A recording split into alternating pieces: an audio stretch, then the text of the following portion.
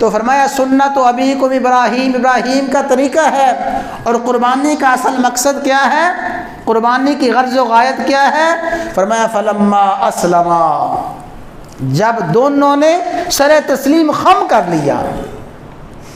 اسلما اذ قال له ربه اسلم، ابراہیم کو اس کے رب نے فرمایا ابراہیم اسلم، فرما بردار ہو جا۔ فلما اسلما، دونوں فرما بردار، دونوں حکم پورا کرنے کے لیے تیار ہو گئے۔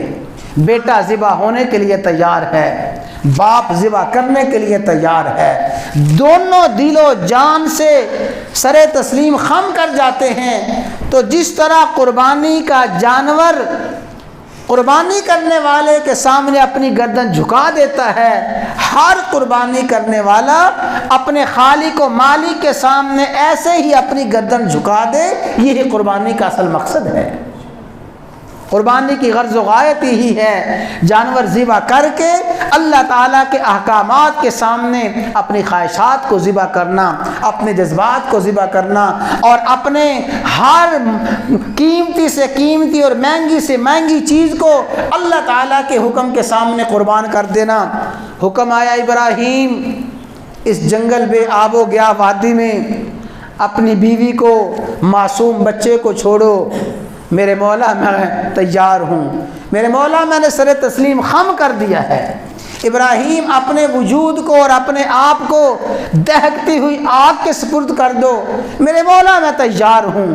اے ابراہیم اپنے اس معصوم بچے کو چھری کے تلے رکھ دو اور ذبح کر دو، میرے مولا میں تیار ہوں۔ یہ اپنے خالق و مالک کے حکم کے سامنے اپنے خواہشات کو قربان کرنا، جذبات کو قربان کرنا، یہی قربانی کا سبق ہے۔ فرمایا لن ینال اللہ لحومها ولا دماؤها، اللہ کو قربانی کا گوشت نہیں پہنچتا، قربانی کے گوشت کی اللہ کو ضرورت نہیں ہے۔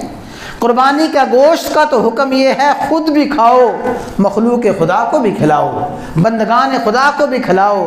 یہ اللہ تعالیٰ کی طرف سے ضیافت کے ایام ہیں، اللہ تعالیٰ کی طرف سے مہمان نوازی کے ایام ہیں۔ مہمان نوازی کرو بندوں کی اور اللہ تعالیٰ کی رضا کے لیے گوشت تقسیم کرو۔ ولا دماؤها، نہ ہی اللہ تعالیٰ کو قربانی کا کوئی خون پہنچتا ہے، نہ گوشت کی ضرورت نہ خون کی ضرورت ہے۔ وَلَٰكِن يَنَالُهُ التَّقْوَىٰ مِنكُمْ، اللہ تعالیٰ تو تقویٰ چاہتے ہیں، قربانی کر کے تقویٰ، اور تقویٰ کا معنی مفہوم یہی ہے اپنے آپ کو اللہ کی نافرمانی سے بچانا، اللہ کے حکم عدولی سے اپنے آپ کو محفوظ رکھنا، یہ تقویٰ کا مفہوم ہے۔ تو حضرات گرامی، جو آنے والے ایام ہیں 10 ذو الحجہ سے قربانی کا عمل شروع ہے۔ اللہ تعالیٰ نے جس کو وسعت عطا فرمائی ہے، قربانی کے ایام میں اس کے پاس وسعت ہے، وہ ضرور قربانی کرے، اللہ کی رضا کے لیے قربانی کرے۔ فرمایا فَطِيبُوا بِهَا نَفْسَهَا، قربانی خوش دلی کے ساتھ کرو، جذبے کے ساتھ، محبت کے ساتھ، پیار کے ساتھ، تنگ دلی کے ساتھ قربانی نہیں ہے، کوئی سخاوت کے بخل کے ساتھ، کنجوسی کے ساتھ قربانی نہیں، قربانی سخاوت کے ساتھ ہے، خوش دلی کے ساتھ ہے، اللہ تعالیٰ کا حکم سمجھتے ہوئے جذبات کے ساتھ اور محبت کے ساتھ اللہ کی بارگاہ میں یہ قربانی کا جانور ذبح کرنا ہے، اور اللہ کا احسان مانو۔ فرمایا ابراہیم علیہ السلام پہ قربانی آئی، ان ھذا لہو البلاء المبین، بہت بڑی آزمائش تھی، بہت بڑا امتحان تھا۔ اس سے بڑھ کے امتحان کیا؟ وہ معصوم بچہ جو بڑھاپے میں ملا، دعاؤں کے بعد ملا، اس معصوم بچے کو ذبح کرنا لہو البلاء المبین، بہت بڑی قربانی تھی، لیکن وفدیناہ بذبح عظیم، اللہ تعالیٰ فرماتے ہیں ہم نے اس بچے کے بدلے میں وہ دمبا دے دیا، یہ جانور دے دیا، یہ جانور ذبح کرو۔